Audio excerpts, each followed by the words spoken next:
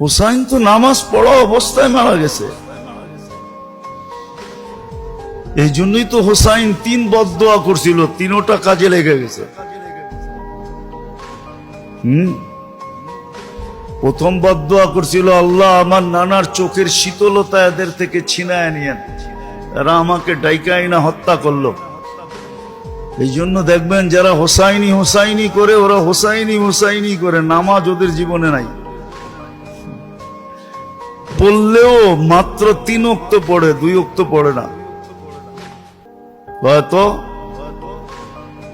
পড়ে 3 ওয়াক্ত পড়ে, 5 ওয়াক্ত পড়ে না। দ্বিতীয় বদদোয়া করছে, আল্লাহ কুরআন ওদের থেকে উঠায় নিয়ে।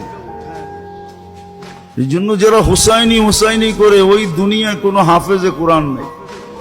চ্যালেঞ্জ, কোন হাফেজে কোরআন নাই। তৃতীয় হয়েছে, আল্লাহ আমার নানার হাউজে কাউসার থেকে এদেরকে বঞ্চিত করেন। ওটা দেখার বিষয়, কিয়ামতের দিন দেখব।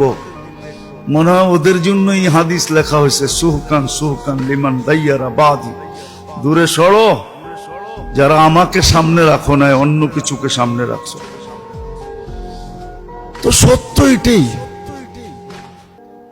সত্য উম্মতের দুরবস্থার কারণই এটা, যে উম্মত আমল তো করে কিন্তু নবীর আদর্শ মতো করে না। কিন্তু হুকুম ছিল আমল বেশি দরকার নেই, যতটুক করো অতটুক নবীর আদর্শ মতো করো।